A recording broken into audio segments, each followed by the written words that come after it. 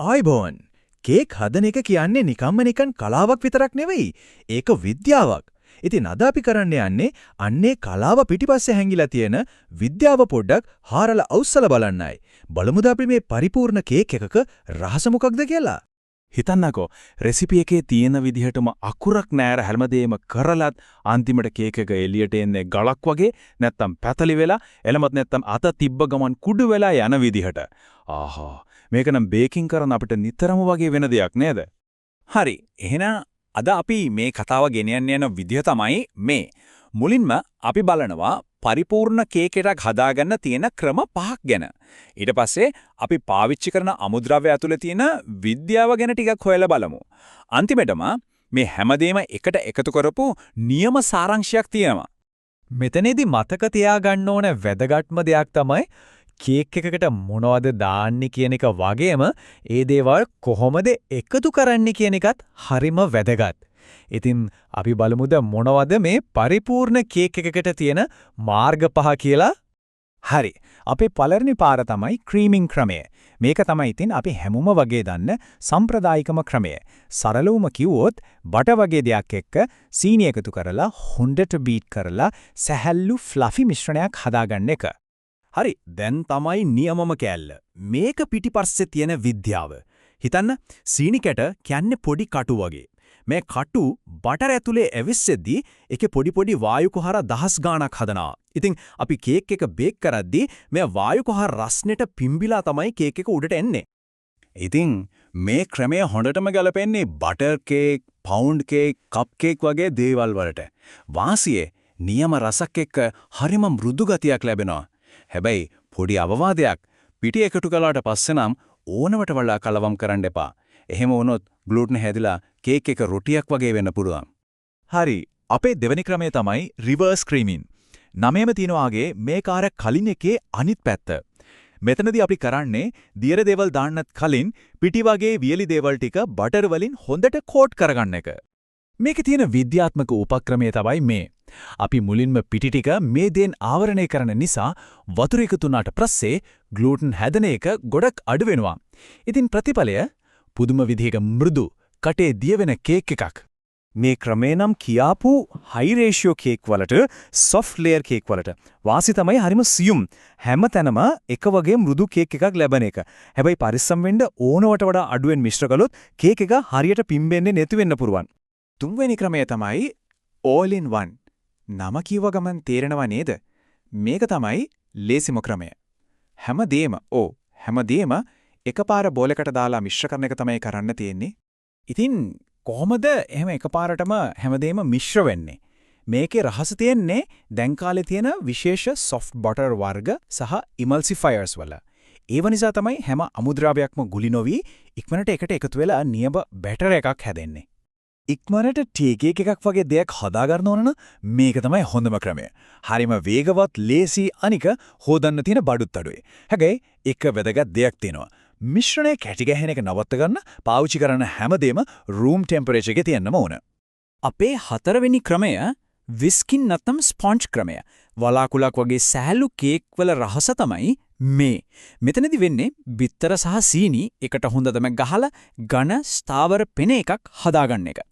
මේ ක්‍රමයේ තියෙන විශේෂම දේ තමයි කේක් එක පිම්බෙන්න අවශ්‍ය පරිමාව සම්පූර්ණයෙන්ම වගේ ලැබෙන්නේ බටර් වලින් නෙවෙයි. ඒක ලැබෙන්නේ අපි හදාගත්ත බිත්තර පෙන එක ඇතුලේ හිර වෙන වාතයෙන්. ඒ කියන්නේ කේක් එක පුම්බන්නේ වාතයමයි.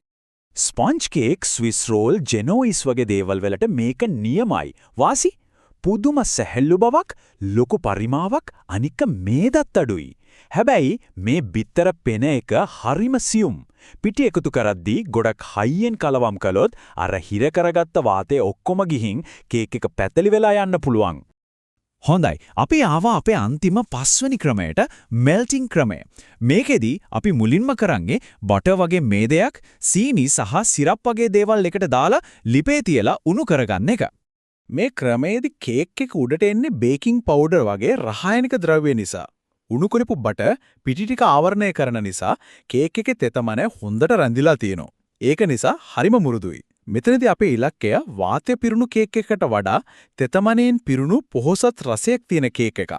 බ්‍රවුනීස්, ජින්ජර් බ්‍රෙඩ්, කැරට් කේක් වගේ තෙතගතිය වැඩි දේවල් වලට මේක තමයි නියමම ක්‍රමය. වාසි තමයි ඒකටම ආවේනික පොහොසත් රසය සහ තෙතමනය. හැබැයි මේක නම් හොඳටම මතක තියාගන්න ඕන.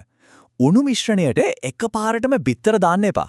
එහෙම කරොත් බිත්තර තැම්බිලා ස්ක්‍රැම්බල්ඩ් එග්ස් වගේ වෙන්න පුළුවන්. හොඳයි. එහෙනම් මිශ්‍ර කරන ක්‍රම ගැන අපි කතා කළා. දැන් අපි පොඩ්ඩක් බලමු අපි මිශ්‍ර කරන දේවල් ඇතුලේ තියෙන විද්‍යාව ගැන. එන්න අපි කේක් එකේ ප්‍රධාන චරිත ටික හඳුරගමු. අපේ පළවෙනි ප්‍රධාන චරිතය බිත්තර. බිත්තර කියන්නේ බේකින් ලෝකයේ ඉන්න බහුකාර්ය වීරයෙක් වගේ. ඒකේ ප්‍රෝටීන් රස්නයට කැටි ගහිලා කේක් එකට හැඩයක් ව්‍යුහයක් දෙනවා. වාතය හිර කරගෙන කේක් එක පුම්බන්න උදව් කරනවා. කහමදේ තියලා ලෙසිතින් තෙල් සහ වතුර වෙන්නවි එකට මිශ්‍ර වෙන්න උදව් කරනවා.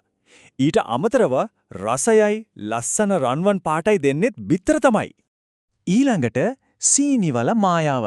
සීනි කියන්නේ පැණි රස විතරක්ම නෙවෙයි. ඒක කේක් එක මෘදු කරනවා. කොහොමද? පිටි එක තරඟ කරලා වතුර ඇදලා අරන් ග්ලූටන් හැදෙන එක අඩු කරනවා. ඒ වගේම තෙතමනේ රඳවගෙන කේක් එක දවස් ගාණක් නෙවුම තියනවා.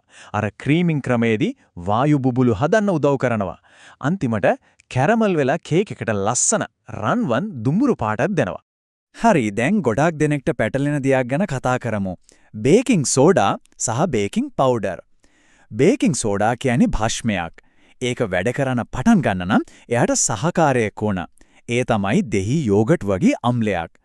මේ දෙන්න එකතු වුණාම තමයි කාබන් ඩයොක්සයිඩ් වායුවේ හැදිලා කේක් එක පිම්බෙන්නේ. හැබැයි බේකින් පවුඩර් කියන්නේ සම්පූර්ණ කට්ටලයක්. ඒකේ භාෂ්මයයි අම්ලයයි දෙකම ඇතුළත්. එයාට වැඩ කරන්න ඕනේ තෙතමනියයි රස්නයයි විතරයි. හොඳයි.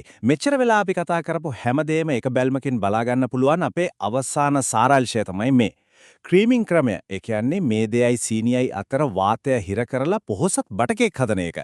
රිවර්ස් ක්‍රීමින්. ඒ කියන්නේ ග්ලූටන් අඩු කරලා මුරුදු ලේයර් කේක් හදන එක. all in one ඉක්මන් ටී කේක් වලට. විස්කින් බිත්තර පෙන වලින් සැහැල්ලු ස්පොන්ජ් කේක් හදන්න. සහ මෙල්ටිං උණු කරපු බටර් වලින් තෙතමනේ වඩි බ්‍රවුනිස් හදන්න. මේ සාරාංශය මතක තියාගත්තොත් ඕනම රෙසිපියක් දිහා බලද්දී ඒකේ රහස තේරුම් ගන්න පුළුවන්. ඉතින් දැන් කේක් හදන එක පිටුපස්සේ තියෙන විද්‍යාවේ රහස් කේතය අපේ අතේ. ඒ නිසා ඊළඟට කුස්සියට ගියාම හදන්න යන්නේ නිකම්ම කේක් එකක් නෙමෙයි. විද්‍යාත්මකව නිර්මාණය කරපු විශිෂ්ට කෘතියක්. ඉතින් මොකක්ද හදන්න යන විශිෂ්ට නිර්මාණය?